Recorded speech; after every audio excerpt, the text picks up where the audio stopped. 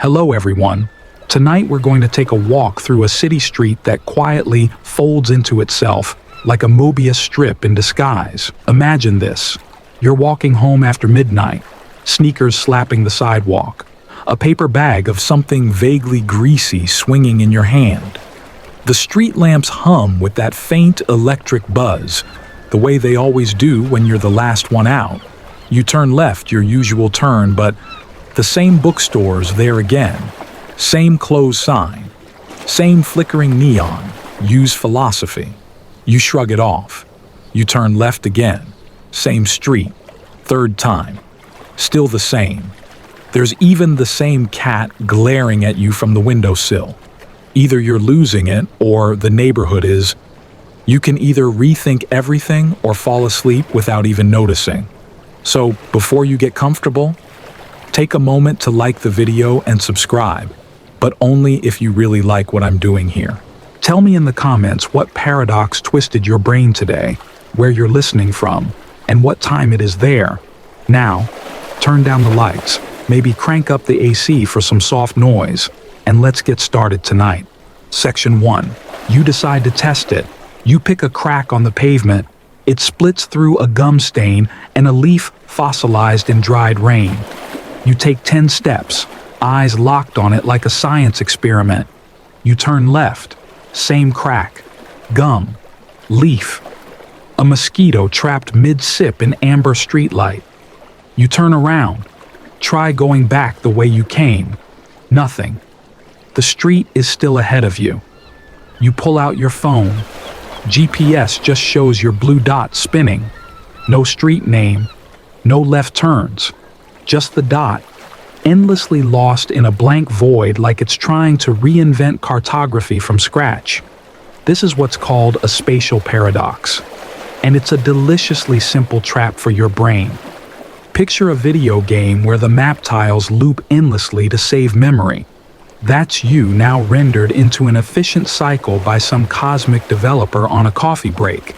A lot of scientists still argue about whether space is locally Euclidean like in math class, or if, zoomed in enough, it starts to behave like something out of a Salvador Dali nightmare. In simpler terms, maybe space is smooth until it's not. You try to mark a door frame with chalk, classic move. But when you pass it again, the chalk mark is gone. In its place, a sticker that says, "Nice try." You stare up at the windows. Every one of them is dark, except for one, far up and to the left, where a stick figure shadow peeks out and waves. You don't wave back. Here's a weird real-life twist. In 2008, a group of MIT students made a looped corridor in a building by using mirrors and coordinated lighting. They got people to walk in circles thinking they were going in straight lines. One guy reportedly walked through it 7 times before muttering, "I think I've been here before," and turning around straight into a vending machine.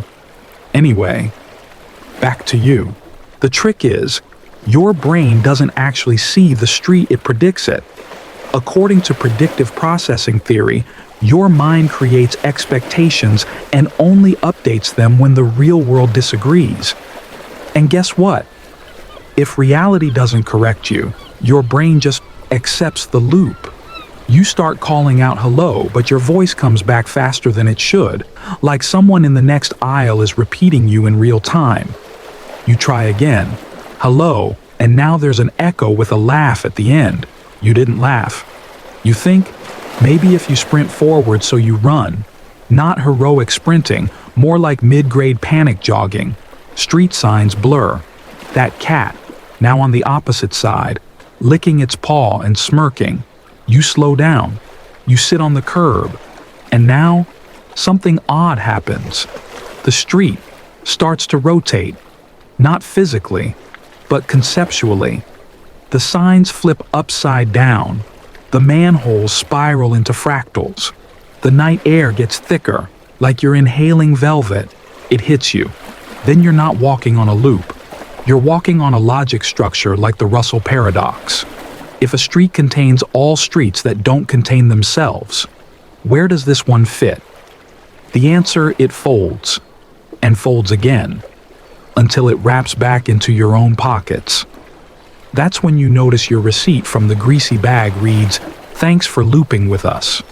You blink. You're back at your door. Or, is this just the version of your house that thinks it isn't part of the loop? You unlock it anyway.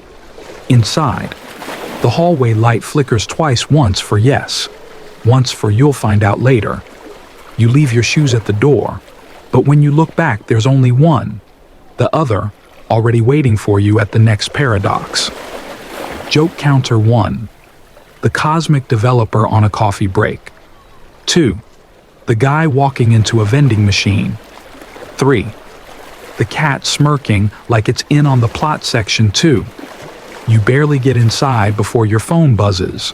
Weird no signal earlier, but now it's lit up like it just remembered you exist. One notification, a weather alert. Except, it's not for today, it's for tomorrow, and it's specific. 2:11 p.m. brief downpour on Westbridge and Maple. Bring the red umbrella. You don't even have a red umbrella. The message is signed, "You" from earlier. There's a knock at the door. Of course there is. You open it slowly, already preparing for a neighbor, or a Jehovah's Witness, or a sentient raccoon trying to return your trash. But instead, it's just a guy, dressed normally, hoodie, glasses, slightly too comfortable in the doorway of a paradox loop. He's holding surprise a red umbrella. "Forecast says you'll need this," he says. Like this is a perfectly reasonable Tuesday. You stare. "How did you?" "You told me to." He shrugs. "Yesterday? Or maybe tomorrow?" The order gets fuzzy. This is your introduction to causal paradoxes, the kind where cause and effect politely shake hands, then slap each other mid-spin. Take the bootstrap paradox, for example. That's where something exists only because it was sent back in time, like a book with no author or a song with no composer. The information has no true origin, like your red umbrella. You take it, because what else are you going to do? He nods and starts walking away, then pauses. "By the way, don't eat the ice cream tomorrow. Not until the cat meows twice." Then he disappears around the corner. You stand there for a while. Honestly, this feels like the part in a dream when you realize you're dreaming, but decide to stay because the plot's interesting. The next day, 2:10 p.m., you're standing at Westbridge and Maple, like a time-traveling tourist waiting for the rain to prove you're not hallucinating. A woman walks by and says, "Nice umbrella." You almost say thanks, but then boom, a sudden downpour, like someone flipped the sky's wrong lever. You open the red umbrella, and under it, you're completely dry. All around you, people scatter, shouting, covering laptops with pizza boxes. You're just calmly centered, like a prophecy in sneakers. You check the time. 2:11 p.m. on the dot. And in that moment, your brain does a thing it doesn't like to do. It whispers, "Maybe this already happened," and you're just remembering it. You see, some physicists argue time is not a straight line, but a block. Everything exists all at once, and your consciousness is just a flashlight sweeping over the landscape. In that view, the future can, technically, affect the present, but not everyone agrees. In fact, there's still a public spat between quantum physicists and classical theorists that goes something like this. Causality is sacred. No, it's flexible. You're breaking physics. You're boring. Meanwhile, philosophers just eat popcorn and nod sagely. But let's break it down in normal language.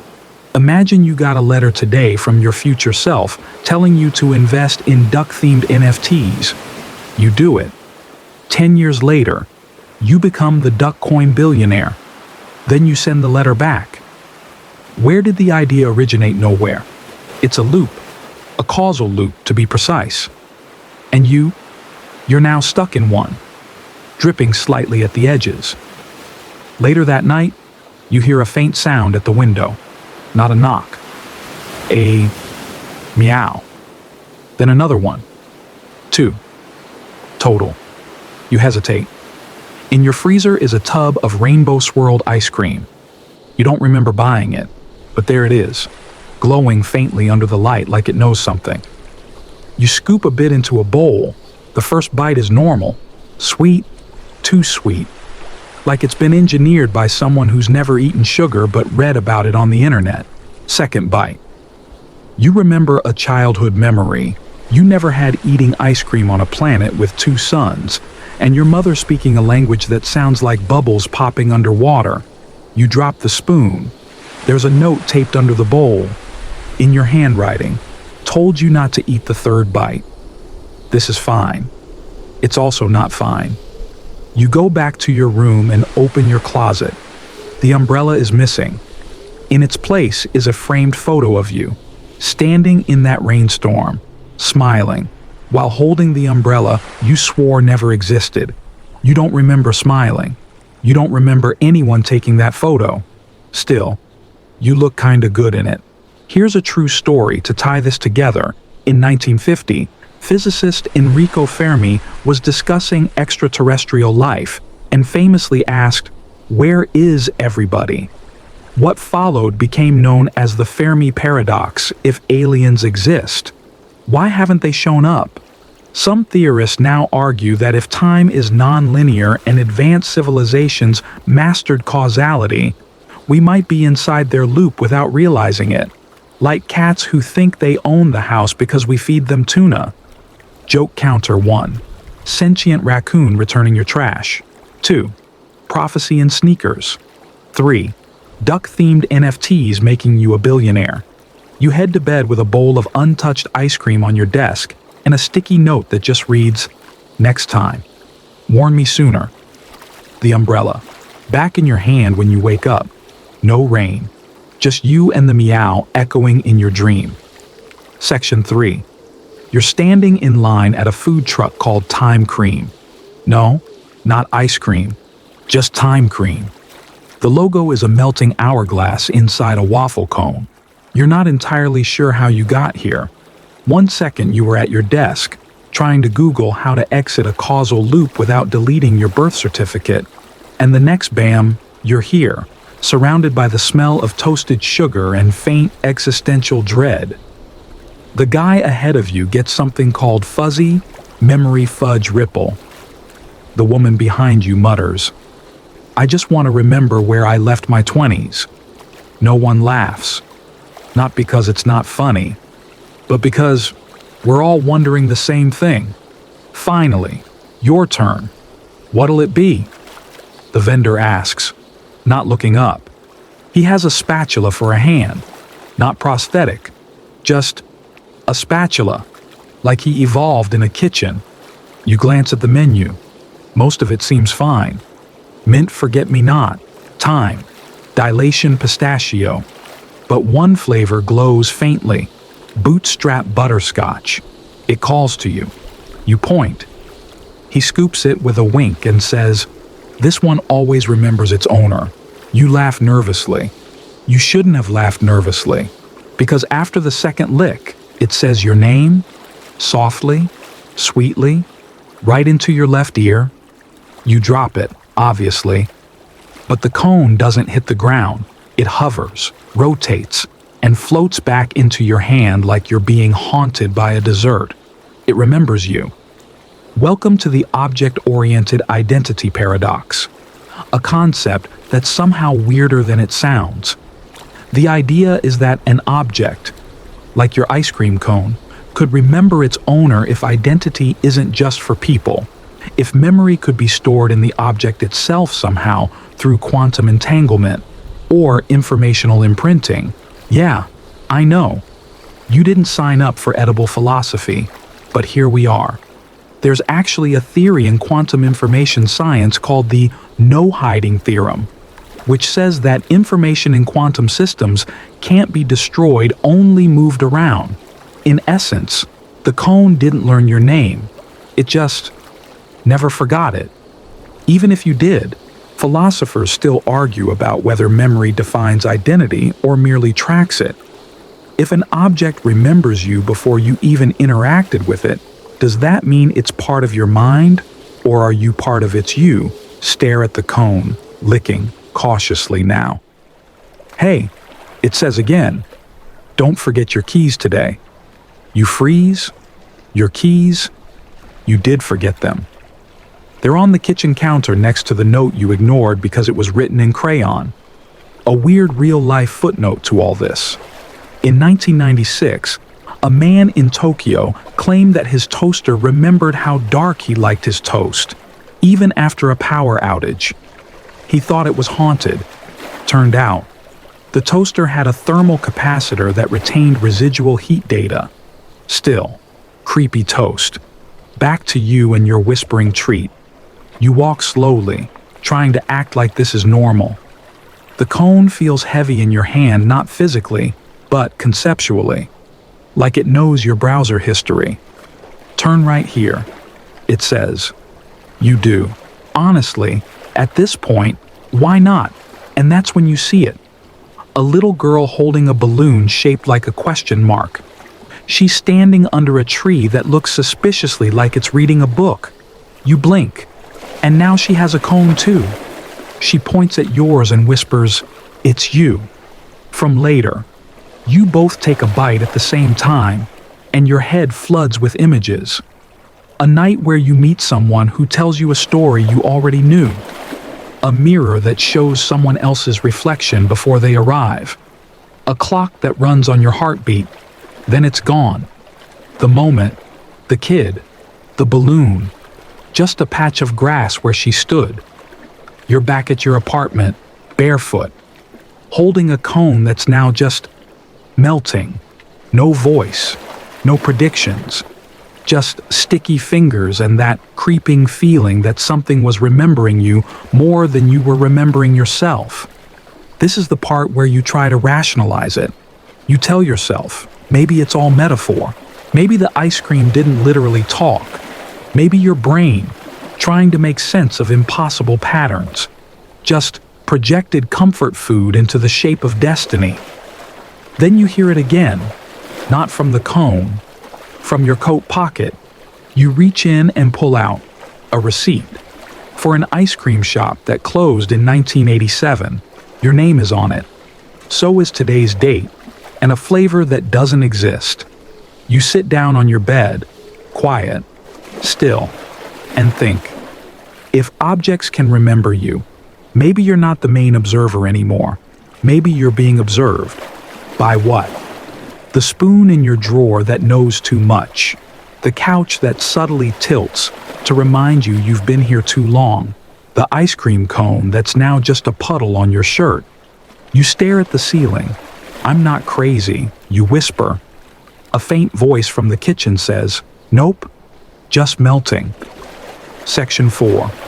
You wake up, walking, barefoot, on tile. The kind that hums faintly when you step, like it's remembering something electric. You're in a cafe, not one you've seen before, but it smells right coffee, ink, and just a hint of ozone. Jazz plays softly from nowhere. Every table is empty, but every chair is warm, like someone just left. You sit automatically.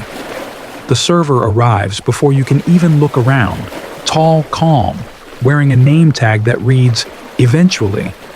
"I'll be your server," they say. "Would you like to go forward or backward?" You blink in time. They just nod and pour you water that swirls the wrong way in the glass. You choose forward. It's always forward, right? But the moment you say it, your spoon falls off the table and instead of clattering, it rises back up, gently, floating in reverse. You look out the window. Outside, people are walking backwards. Leaves are unfalling into trees. A dog unbarks. The sound slips back into its throat. Your head spins not metaphorically.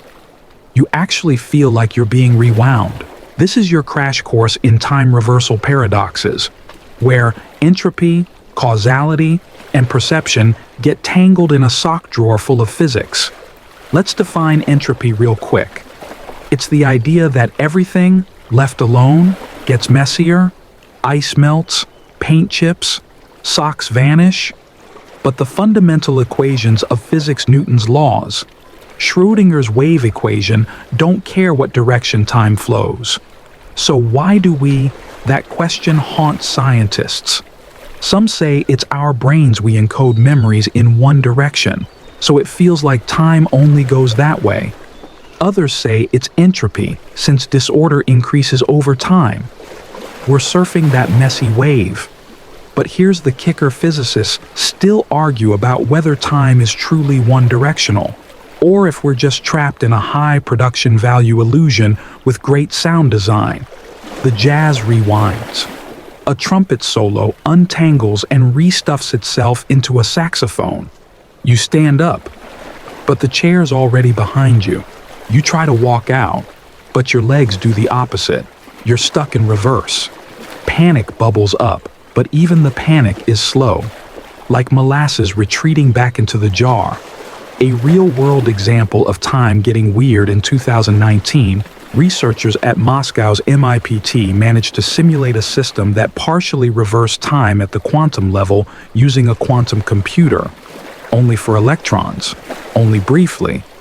But it's still one of those maybe don't tell the time travelers we figured this out moments. Back to you and your stylish retro chaos. You finally get outside, and now it's even weirder. You try to take a step forward, but your foot moves backward. Not like moonwalking, like anti-walking. You turn your head and your body follows 3 seconds later. You try to speak, and your mouth unsays words you haven't thought yet. And then you see it. Yourself. Walking the right direction. Parallel. On the other side of the glass. They stop. Look at you. And wink. Then vanish. Was that future you past? You mirror? You spin around, looking for something. Anything that makes sense. You settle on a pigeon sitting on a newspaper stand, calmly reading a horoscope. Its tiny claws highlight the section titled, Today. You may find yourself out of sync. Joke's on you. Bird. But here's the mind bender. What if your entire experience of time is just a narrative? What if your brain strings moments together like a sleepy film editor, giving you the illusion of cause and effect just to keep you sane? Imagine dropping a cup. Now imagine watching it unbreak, shards leaping back together, liquid reversing mid-air, the cup reassembling on the table. In physics, this isn't impossible.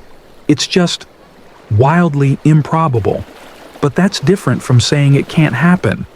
You see a man walk into the cafe backwards, order coffee by placing an empty cup and absorbing the liquid back into it. He smiles at you, but only before his lips unform the gesture. You chase him, instinctively. Your foot catches on nothing. You tumble forward into now. Suddenly, everything snaps back to real time. Music plays normally. Leaves fall again. Your reflection, once missing, is finally there, blinking in rhythm. You're back in your apartment, and the coffee is already cold. You glance at your phone. It says 6:29 a.m., but the last thing you remember was 8:03 p.m. You open your journal. Page after page is filled with backward writing. Notes you didn't write, but your handwriting. The last page just says, time isn't passing. You close it softly. Outside, birds chirp in perfect forward audio. And somewhere, deep in the city's quiet veins, a spoon falls back up. Section 5. There's something strange about hotel mirrors.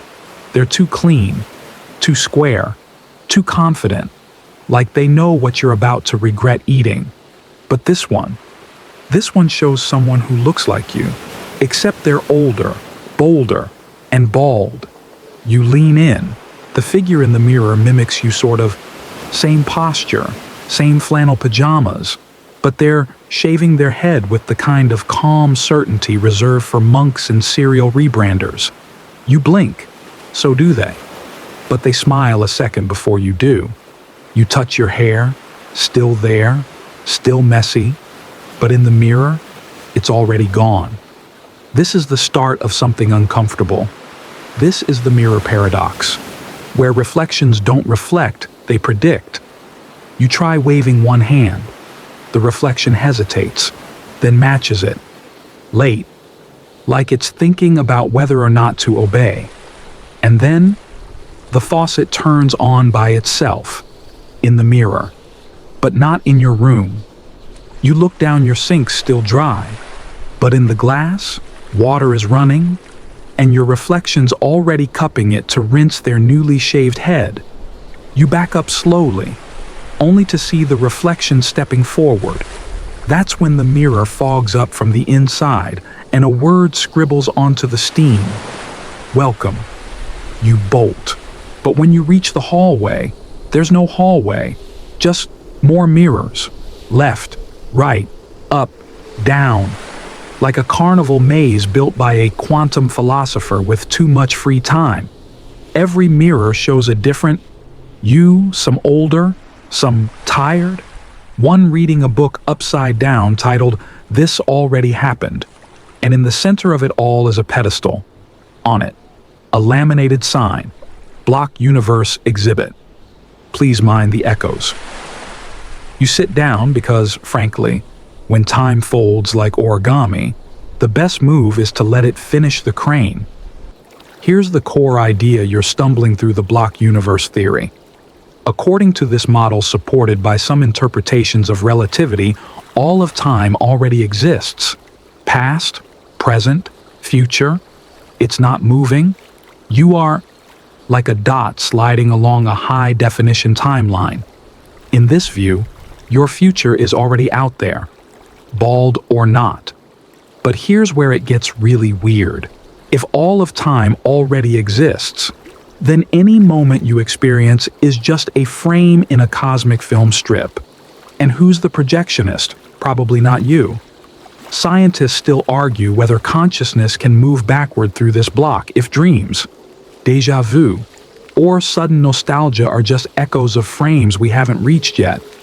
You try closing your eyes, hoping this is one of those dreams where you suddenly wake up in a reasonably priced diner. Instead, you feel warm foam. The hotel razor is in your hand. You're now halfway through shaving your head, and somehow, it feels right. Like your reflection knew something you didn't. Like they've already made peace with what's next. You finish the job slowly, carefully. Mirror. You gives a subtle nod of approval. And then all the mirrors blink yes. Blink, and one by one, they go dark. Except one. You walk up to it. It's not showing your face anymore. It's showing a version of you, sitting in a different room, talking, not to anyone else but to the mirror. And they say, hey, if you're seeing this, then we looped. Again. Don't panic. Or do. But either way, you're going to be fine. The screen glitches. The feed fades. You're left staring at yourself again. You whisper, what am I supposed to do? And your reflection shrugs. But this time, you don't. Back in your room, you find a small envelope on your bed, sealed with wax. You don't use wax. You barely use envelopes. Inside is a card. Handwritten identity is just time stacked on top of itself. Keep going. You're getting close. You lie back in bed. The pillow welcomes your newly aerodynamic skull. Outside, a neon sign flickers across the street. It wasn't there before. It just says, you're almost here. You don't know what here is, but the version of you in the mirror looked ready. And you're starting to feel that way too. Section 6. You're in a library that wasn't there yesterday. Or maybe it was, but you forgot to remember it. The front doors open before you touch them. The air smells like old pages and rain that hasn't happened yet. No signs, no librarian, just rows of books, each one bound in covers that shimmer ever so slightly like they're breathing. You grab one at random. It's titled, "What You Were Just Thinking." You flip to the first page. It's blank. You blink and suddenly, words appear. You blinked. You shut the book. You put it back. You pick up another. The time you lied about liking jazz. You don't even open that one. Too soon. You walk deeper into the stacks. Each row is taller than the last, as if the architecture itself is stacking possibilities. You find a dusty cart labeled "Currently Updating." You pull out a book and see your own name on the spine. Inside a page that says, "You are currently reading this sentence." You look up. The library lights flicker not because of a power surge, but like they're syncing to your brain waves. This place isn't cataloging your thoughts. It's writing them. You've entered the domain of the observer effect, where the act of looking changes what's being seen. In quantum mechanics, this is often simplified as a particle behaves like a wave until you observe it, then it snaps into something definite. Philosophers and physicists still argue over what this really means. Does your consciousness shape reality, or is reality just pretending to be stable while you're watching? But this library, this place isn't pretending. You notice now that every book title is personal. The Fork You Regret Not Taking, Alternate Tuesdays, How to Say What You Mean Without Apologizing Afterward. One book is glowing faintly. It's locked behind glass. The placard reads, "Do not read unless you're ready to know." You step closer. The glass vanishes. No drama, no sound, just gone. The book's warm. You open it. Inside is a single line. There is no original copy. You turn the page. It's blank. You turn another. It's filled with handwriting yours, but neater. It's a transcript of this very moment. You turning pages. You reacting. You thinking, what the hell? You reading this exact sentence.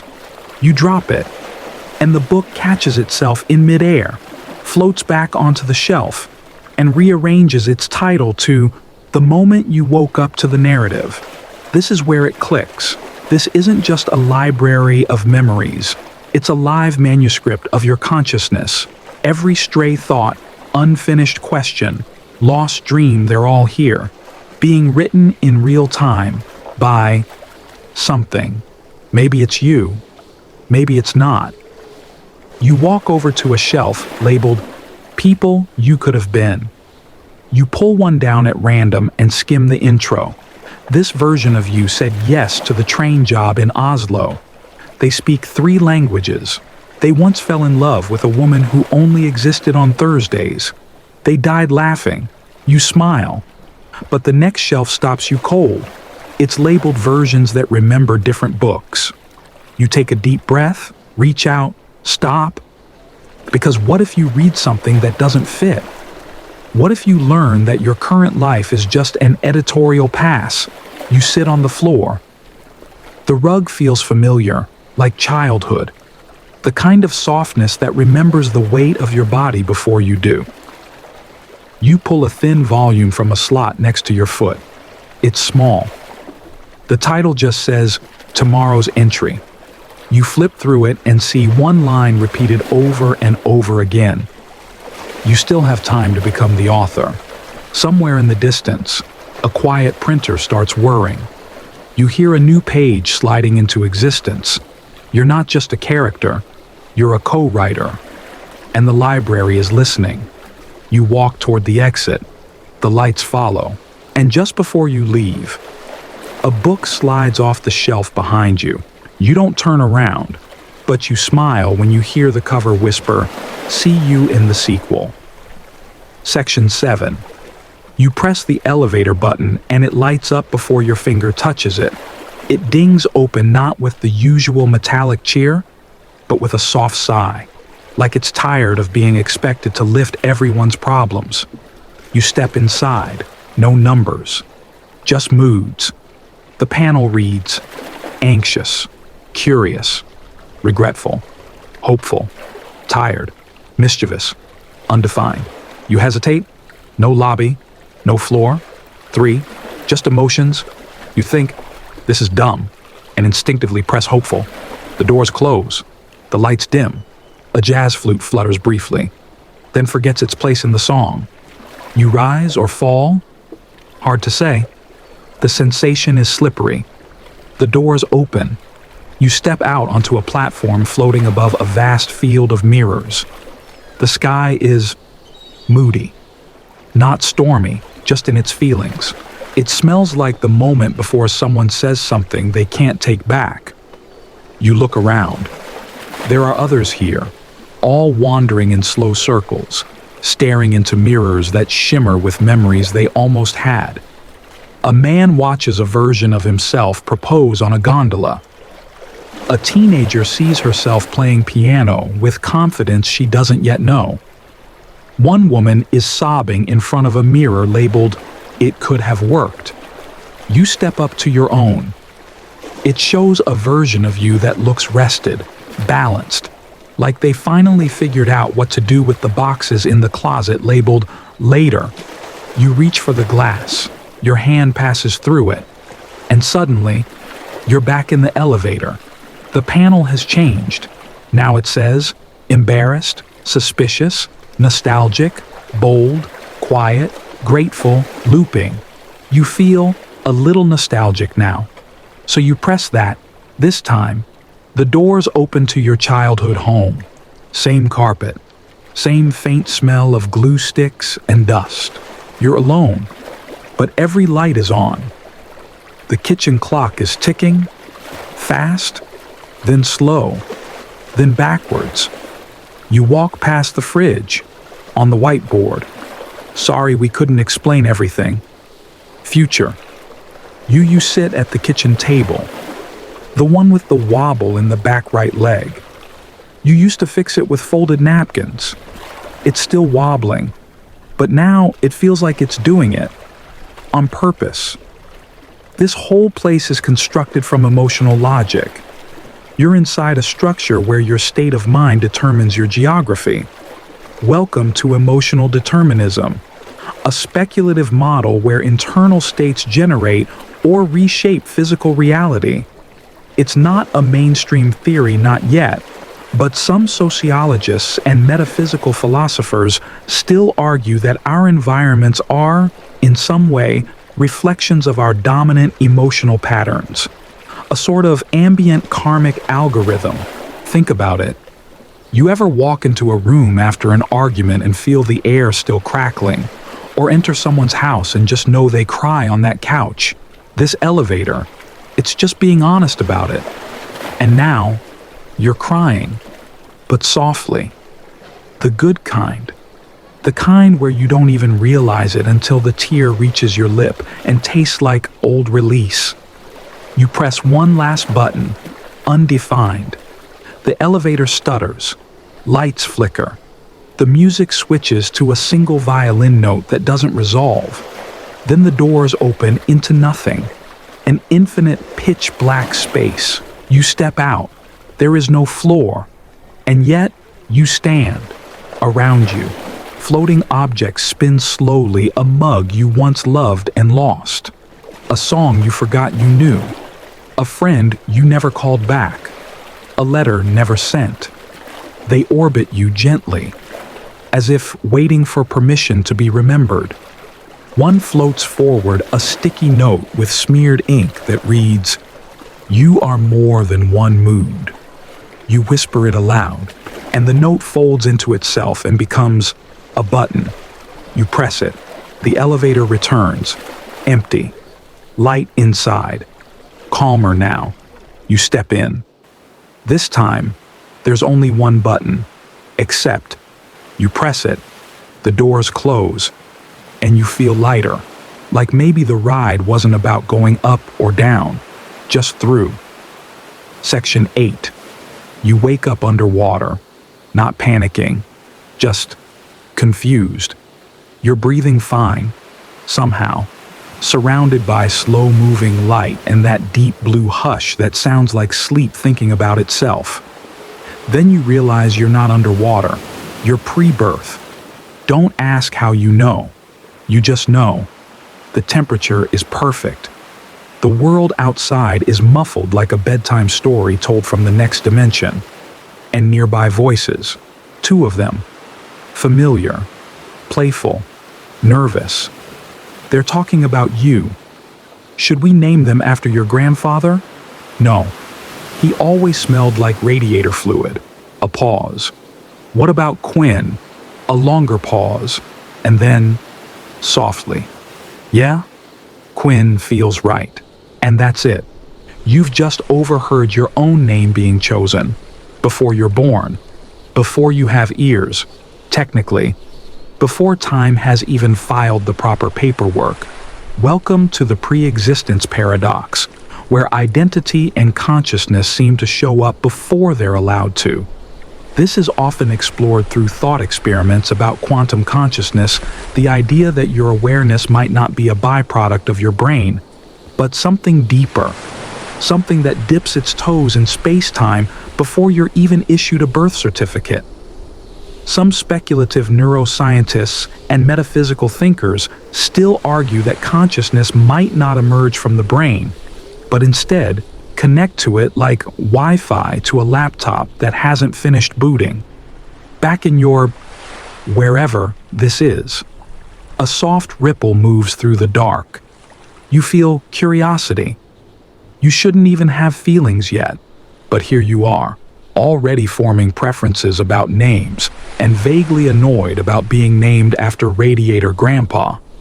You reach out metaphorically, or maybe emotionally, and the whole world vibrates gently, like a sleeping giant turning over in a dream it doesn't remember starting. Then something touches you. A flash. Now you're in a hospital room, blinking through blurry eyes at a ceiling tile shaped like a question mark. A nurse smiles. Someone sobs with joy. But it's not your birth. It's someone else's memory of your birth. Then you're yanked again backward this time. You're in the void again. But the voices are different. This time, they're robotic, clinical, reviewing data. Subject appears to be looping through multiple conceptual arrivals. What's the error margin undefined? Consciousness appears to be pre-indexing its identity matrix. You want to shout, but don't have a mouth yet. You want to hide, but don't have a you yet. This is what philosophers call ontological leakage, when something starts existing before it's allowed to. When the timeline gets impatient. When cause and effect start speed dating and forget who bought dinner. In literature and physics, this is a cousin to the bootstrap paradox. Remember that from earlier. The idea that something or someone exists without a clear origin. You're living it now. You're not born yet, but you're experiencing, thinking, responding. You're reading the user manual for a life that hasn't even shipped. And somewhere in this dark, soft limbo, you begin to suspect that the thing you think of as you has always existed, just wearing different pajamas. A gentle chime sounds. Then another. You realize it's counting down. 10, 9. You feel a sense of urgency, but not fear. More like curiosity being slowly inflated. 8, 7. You're shown images now. A tricycle that feels familiar. A beach you haven't visited yet. A stranger who will someday feel like home. A version of you staring into a mirror, thinking, I've done this before. 6, 5. Your name flashes again. Not just Quinn. Now, all the names you've ever used. Online. In dreams. In past lives. 4. You hear a heartbeat not yours, but close. Protective. Loud. 3. The voices return, just for a moment. Whatever happens, I hope they find their way. I hope they remember who they were before. 2. You take a breath. 1. A splash of white light, a ceiling fan, a blanket with tiny elephants.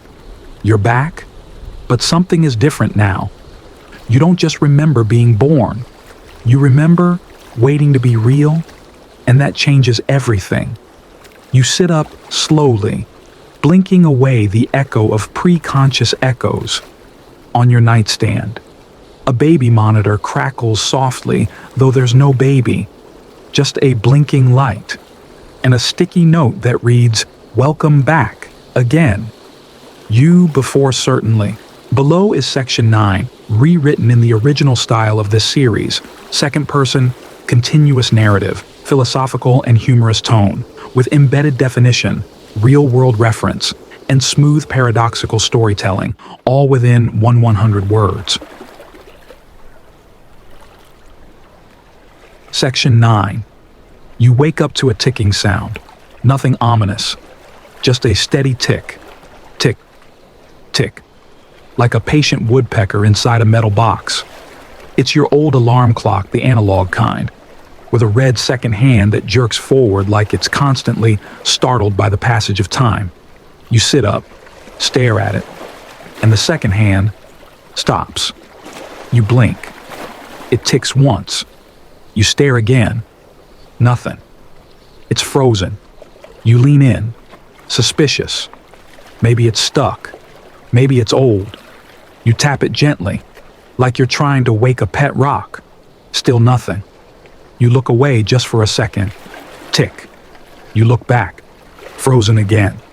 You repeat the experiment 3 times, and the results are disturbingly consistent. When you look directly at it, the clock stops ticking. When you look away, it resumes like nothing happened. This is either a proof of a deeply personal haunting, B, a prank by a very committed roommate, or C, a living demonstration of the Quantum Zeno Effect. Yes, it's a real thing.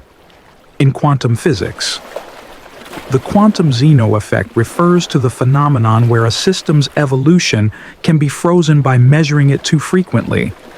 It's named after Zeno, the same paradox guy who said Achilles could never catch a tortoise because movement is an illusion. Zeno has been ruining confidence in linear progress since 400 BCE, but back to your clock. It's not a quantum particle.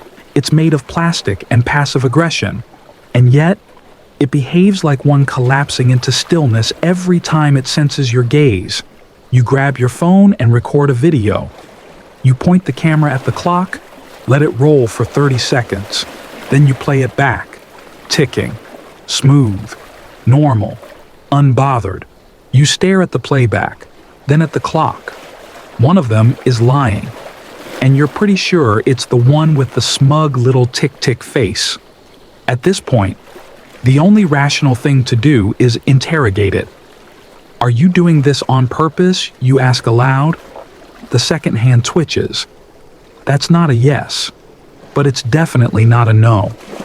You decide to leave the room to give it some privacy, or freedom, or space to be its authentic timekeeping self.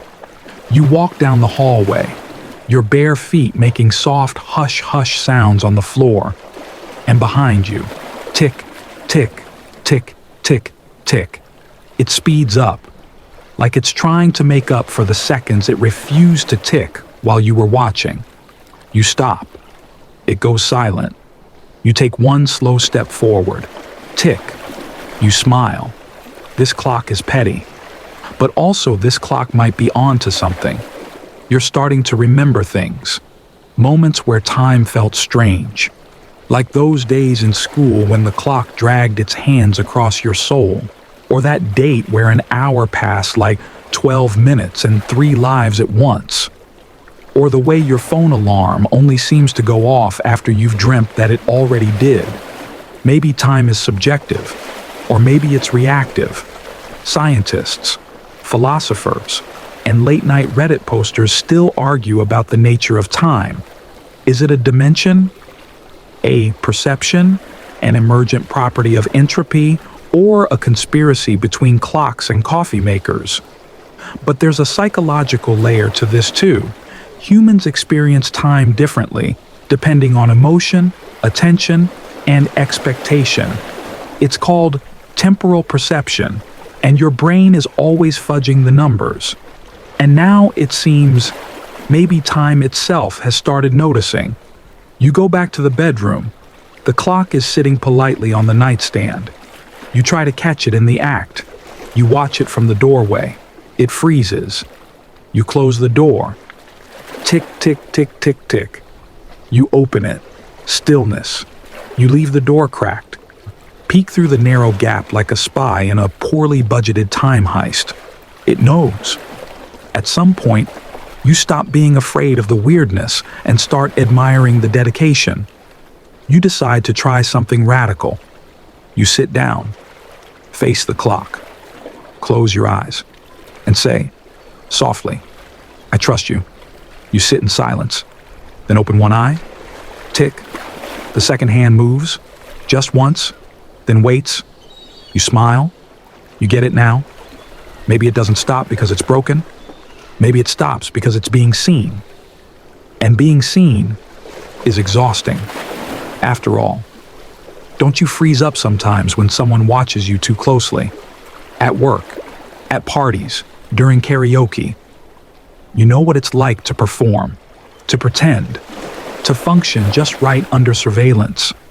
Maybe this clock's just doing the same. You lie back in bed. Let it tick in peace. Somewhere between seconds, you begin to drift. And in that in-between place between thought and no thought, you hear it clearly tick, tick, tick. A rhythm not of control, but permission. And it sings you to sleep. Section 10. You walk out of a room. Simple act. Door opens. Door closes. You're in the hallway now. Or you should be. But something feels off. The hallway is quiet. Too quiet.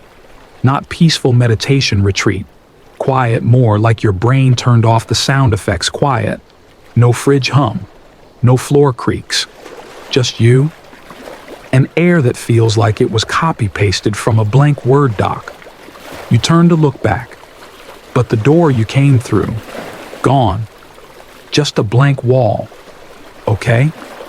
You're probably dreaming. You reach out and touch the wall anyway. Because that's what people do in sci-fi movies when things go weird. Your fingers meet drywall. Cold. Flat. Real. You turn to keep walking.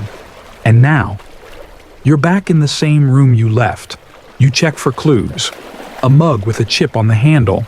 A book open to chapter 3. The weird chair that always feels slightly damp, even when it's dry. This is the room. You left this room, and yet, here it is again. Welcome to the spatial loop paradox. Or, if you want to get fancy with it, topological cognitive entrapment. You try again. You open the door. Wait, it's back. Now step through, and walk faster this time. Count your steps. 13 paces. Turn left. Turn right. You arrive in the same room, the same book, the same dampish chair, the same subtle smell of printer ink and mild panic. This is fine. You're calm. You're in a literal architecture loop. But you've seen enough movies to know this is either a metaphor for interchange or a punishment for touching something in a museum. You try the window, but outside is just hallway. A copy of the hallway you thought you were in, with a version of you in it, standing still, facing the glass. You blink. They blink. You wave. They don't. You close the curtain and give up on physics. Here's a comforting fact. In 2017, a theoretical paper proposed that space might not be a continuous, smooth grid like we imagine. Instead, it might be quantized, made of discrete units sort of like Minecraft, but less blocky and more metaphysical. If that's true, then what happens when the coordinates glitch? You get this. A room that won't admit you left it. Philosophers still argue about the ship of Theseus. If every part of a ship is replaced, is it still the same ship? But you're dealing with the room of Euseus now. You left, You arrived, but is it still the same room, or did it just copy itself perfectly because it couldn't remember which version you were supposed to see? You grab the mug, hold it tight. You carve a tiny X into the wooden desk corner with your fingernail. You open the door again, walk forward, turn, and there it is. Same room, except no mug, no X, but the chair is still damp. Some things transcend loops. You sit down, stare at the wall. The silence presses in around you like thick fog. Then something clicks, not in your ear, but in your mind. A word, blueprint. You remember something from earlier. A phrase. The hallway forgot you were real and rewrote the blueprints. Maybe this isn't about walls. Maybe it's about memory, not yours. The buildings. What if the space itself isn't stable? What if reality, like your brain, sometimes forgets where it put things and just makes a copy to avoid embarrassment?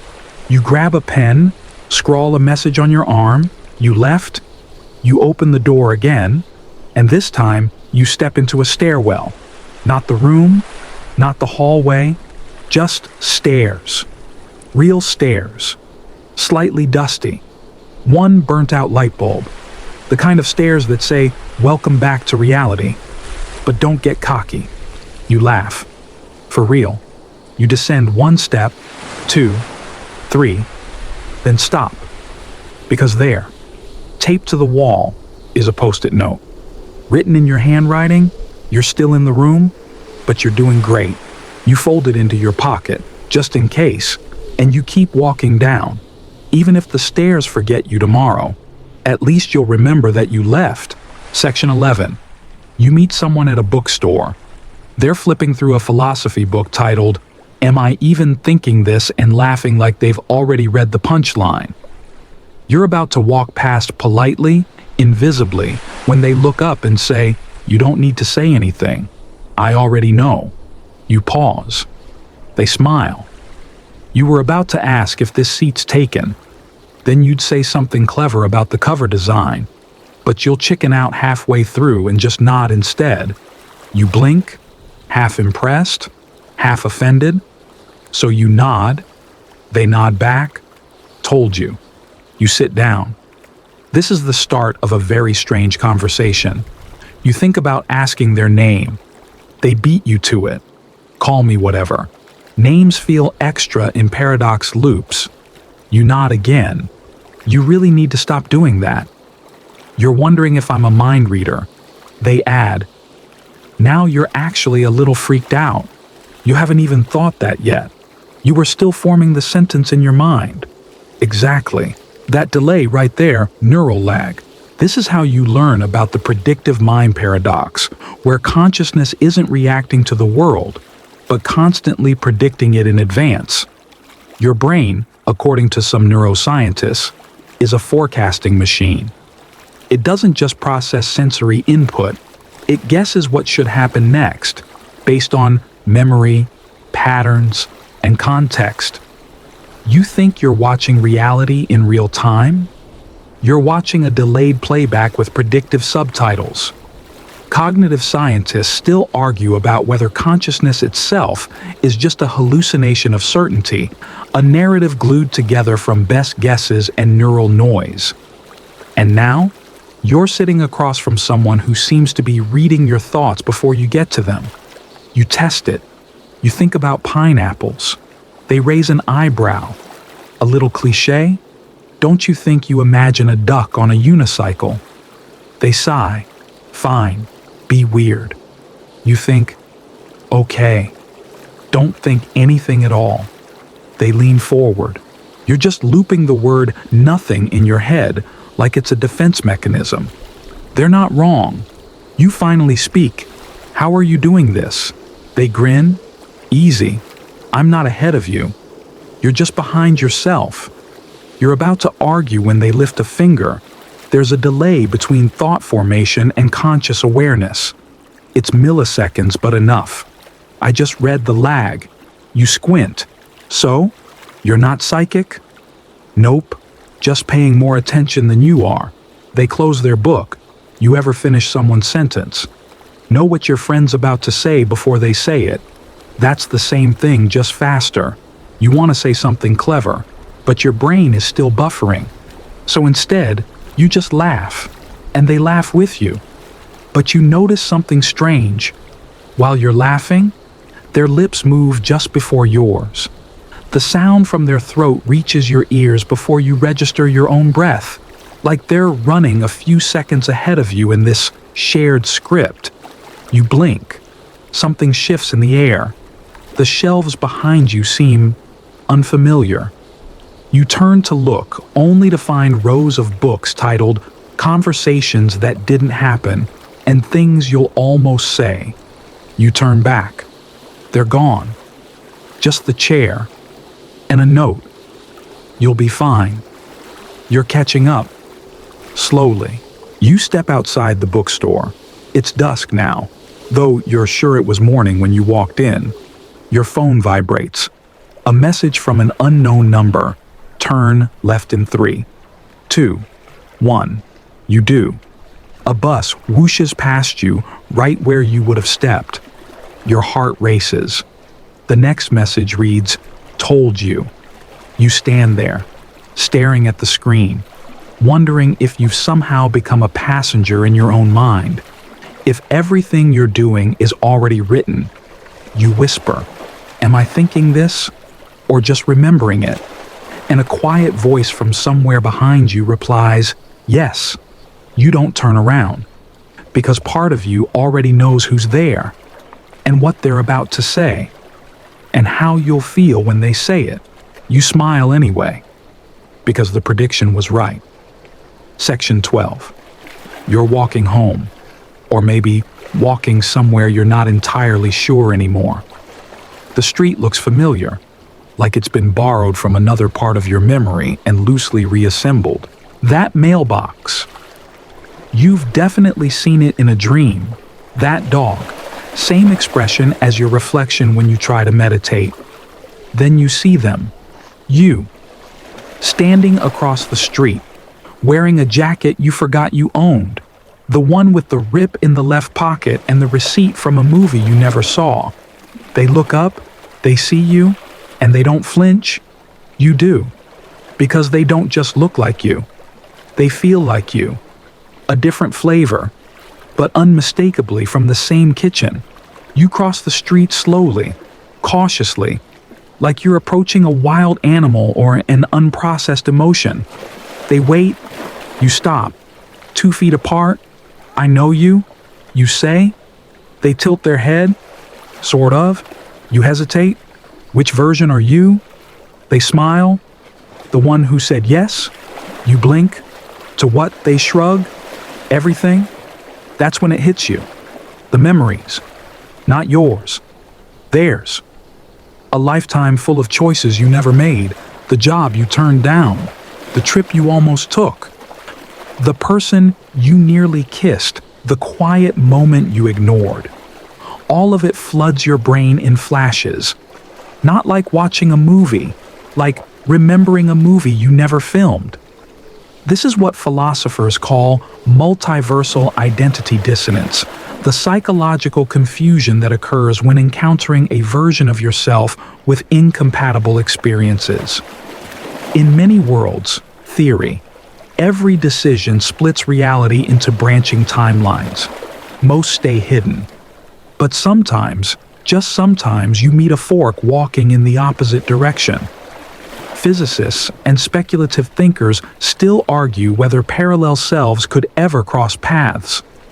But they all agree if you meet yourself, things will get weird.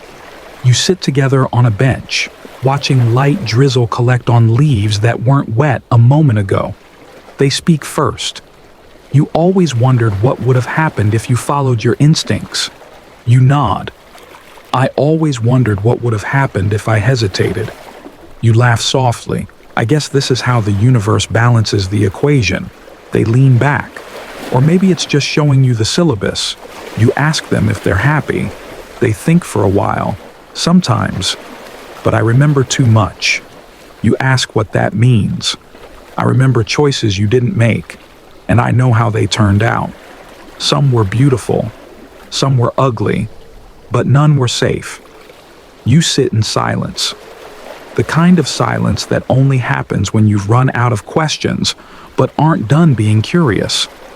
Then they reach into their pocket and pull out a crumpled napkin. I wrote you something. Well, we did, sort of. You unfold it. The handwriting is yours, but looser, braver. It reads, "You're not defined by the doors you didn't open. You're defined by the fact you're still walking. You look up, they're gone. Just a puddle where they were standing. You stand. Your reflection appears in the water, but it's slightly off. Your face is the same, but the eyes, those aren't today's eyes. They're older. They've seen too many versions of you to pretend they're surprised anymore. You take a deep breath and step forward. The puddle ripples. You keep walking. Every step echoes like you're being followed by your own unfinished timelines, quietly clapping. You reach your door. Unlock it. Inside. Your apartment is just as you left it, but the air feels stretched, like someone pressed rewind and play at the same time. You place the napkin on your desk. Next to it, a new note. Not written by you. You'll meet another version soon. They remember something you forgot. You blink, and for a moment, you catch a glimpse of yourself in the mirror.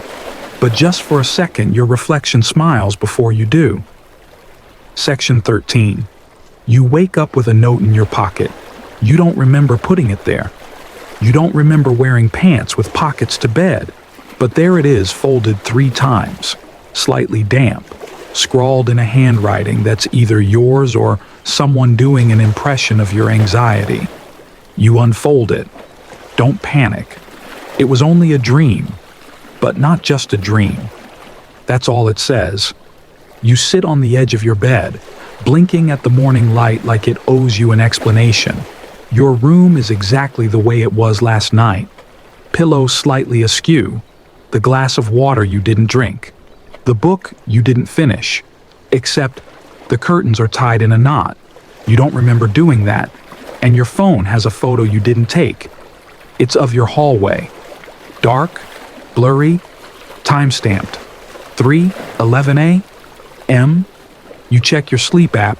It recorded breathing patterns, heart rate, and one 7-second clip labeled possible vocalization. You hit play. It's your voice, whispering, "You're still dreaming. Just say thank you and leave." You freeze. This isn't just a weird night. This is a bleed-through. Welcome to the dream-reality boundary paradox, the point where your experiences during sleep begin to leave tangible evidence. Things that cross the line between memory and material. Things that shouldn't exist, and yet here they are. In neuroscience, dreams are largely considered a function of memory consolidation and emotional processing. But some psychologists and sleep researchers still argue that dreams may operate like simulations training grounds for possible futures, alternate pasts, or unresolved presents. And sometimes, the simulation forgets to clean up after itself. You walk into your hallway, guided by the photo like a breadcrumb trail from yourself. Same angle, same shadow in the corner, only this time, there's something else, a footprint. Bare, small, damp. You touch it. Your finger comes away dry, like the memory of wetness. You turn on the light, and there, on the wall, written faintly in pen, this is where you left it. You don't know what it is, but suddenly, you remember a dream from last week, one you dismissed as nonsense. You were in a dark hallway, placing something inside the wall, a coin, or a thought, something small and important and utterly impossible to explain. And now, here's the wall. You press your hand against it, nothing happens. So you knock. The sound echoes in a weird way, like it hits a hollow space that isn't supposed to exist. You push, and a panel opens. Inside, Taped to the wood, a folded map. Your handwriting again. It has no legend, no labels, just dotted lines leading toward a symbol that looks suspiciously like your own eye. Below it, one phrase. You've dreamed this far. Might as well keep going. You laugh, quietly, not because it's funny, but because there's nothing else to do when your subconscious leaves breadcrumbs for your conscious self to follow. You sit at the kitchen table and look at the note again. You flip it over. On the back is a sentence that wasn't there before. Dreams are the only place you tell the truth without knowing it. You whisper it to yourself. It feels right. You suddenly remember the sensation of flying. Not just the idea, the full body memory, wind on your face, the weightless drop of your stomach, the absurd confidence of knowing you couldn't fall. It's not happening now, but it happened. And that might be enough. You tuck the note into a book, the one you didn't finish. You open to the last page you remember reading. Someone has underlined a line. You wake up only when the dream stops being useful. You stare at it for a while. Then, you go back to bed. You lie down. You let your thoughts soften, like paper left in warm water. And just before sleep wraps around you again, you say quietly, "Thank you." The dream hears you and leaves the door open. Section 14. You wake to static in the sky. Not thunder, not rain, just glitch. The clouds stutter like bad animation. A bird freezes mid-flight, then jumps 6 feet forward like reality skipped a frame. The sun flickers on, off, on again like it's testing light bulbs. You blink hard. Nothing changes. Your living room window looks out onto what used to be your street. It now looks like a rendering test. Flat green grass, repeated every few feet.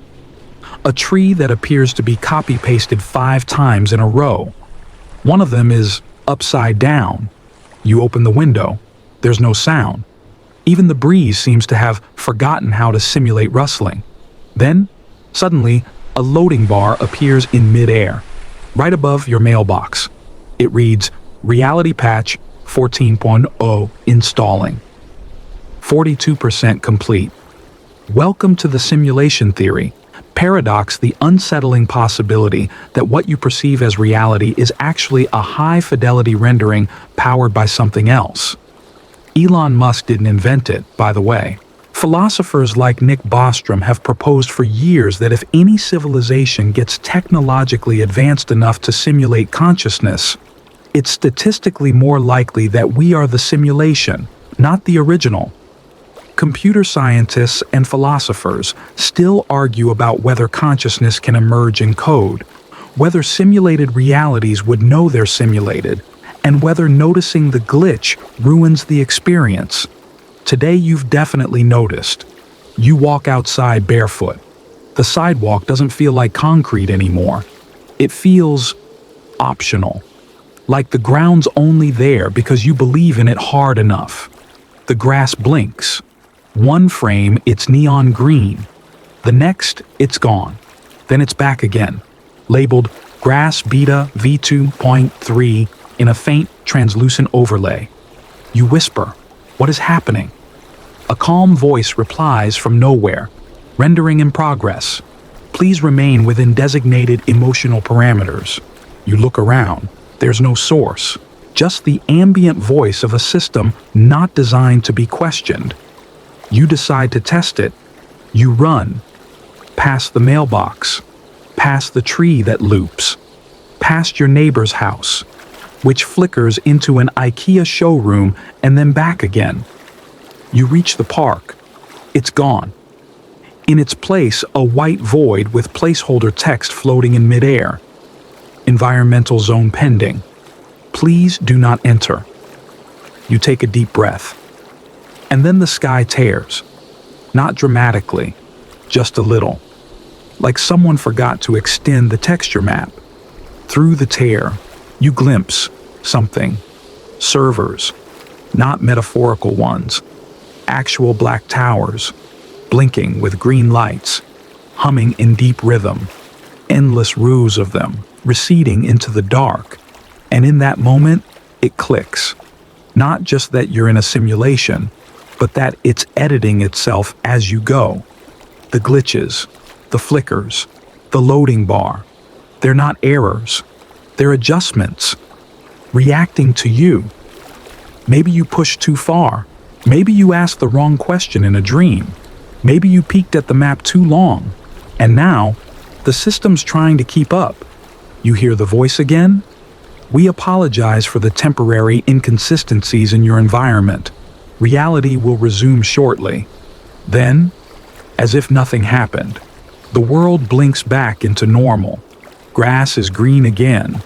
Birds fly. The park exists. Your neighbor is grilling hot dogs, blissfully unaware that his patio was a void 3 minutes ago. You walk home. Everything looks fine. Perfect. Actually, too perfect. The shadows fall just right. The clouds are high definition, symmetrical, evenly spaced. The breeze is pleasant, calibrated. You open your door. On your table is a folded note. No envelope, just white paper, neatly written in monospaced font. You weren't supposed to see that. But since you did, here's your choice. 1. Forget. 2. Remember quietly. 3. Try again. You look closer. A pen is already in your hand. You don't remember picking it up. You circle option 2. The note vanishes. Literally. No fade, no burn effect, just snap, gone. You sit down, stare at the wall. Then the wall shifts just a millimeter, a ripple, a correction. You close your eyes, not out of fear, out of understanding. You're not here to prove the simulation. You're here to live within it. And every now and then, to notice. Section 15. You're walking home again. Or maybe you never left. Hard to say anymore. The sidewalk is familiar, but not in the I live here way. More like the I dreamed this a few versions ago way. Everything feels scripted now. The cat on the fence, yawning. The wind that picks up right as you sigh. The newspaper headline you pass that reads, main character energy declining. You stop, look up, and it hits you. This story, your story, has too many perfect beats, too many callbacks, too many moments that loop, repeat, evolve. The mug you broke 2 sections ago, it's back, same crack, same chipped handle. You're not the protagonist. You're a reference, a thread in someone else's plot line, maybe several. And now you've stumbled into the final paradox, the narrative hierarchy problem. The idea that at any given moment, you could be a supporting character in someone else's story without ever knowing it. You try to shake the thought off, but it clings to you like static. You pass a man on a park bench reading a book titled Side Characters Who Think They're Real. He doesn't look up. You want to say something, anything. Instead, your phone buzzes. A message from no one. You're not the main character, but that doesn't mean you don't matter. You sit down on a bench. The sky above seems lower than usual, like a painted ceiling pretending to be infinite. You look around. Everyone seems synchronized, smiling at the same time, turning pages in unison, as if the scene requires it. You spot a girl across the plaza. She's wearing your jacket, not the same style, your actual jacket, the one you lost 2 years ago and told yourself it wasn't important. She looks up, sees you, smiles, and vanishes. Not like a magic trick, like a cutscene ended. You exhale, softly, carefully, as if it might trigger a transition. And in that quiet, you hear a voice. Not outside, inside. You did well.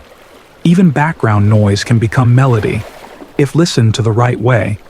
You laugh, tired, grateful, unsure if it's the end of something or just another setup for the next act. And then the narrator shows up. Sort of. They don't speak with a voice. It's more like a presence, a pressure in the space between seconds. There was never supposed to be a climax. Only questions, only loops. You nod. You get it now. You've been looping this whole time. Paradoxes, decisions, doppelgangers, simulated trees, all of it. But you weren't here to escape the loop. You were here to recognize it, to find peace inside it, to notice. Section in, you stand up. The sidewalk sighs beneath your feet, like a page turning. You walk toward your door, your real door, or as real as anything has been lately. It's already open. Inside, your apartment is dim, calm, music playing from somewhere. The exact song you didn't know you needed. On your desk, a journal, blank, except the first page. Whatever role you played, thank you. Now rest. You've reached the soft part of the story. You lie down. Let the story exhale you. And for the first time in a very long time, you don't wonder what comes next. You simply let it.